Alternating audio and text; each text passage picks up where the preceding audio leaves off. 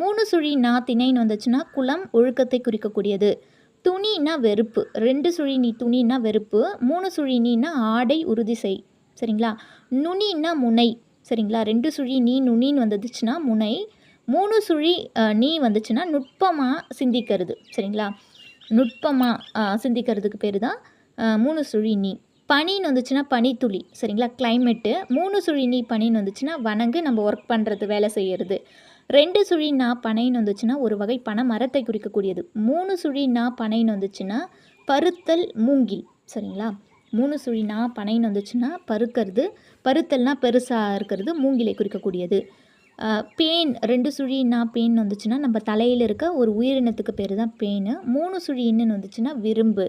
சரிங்களா? பேணுதல், விரும்புதல்.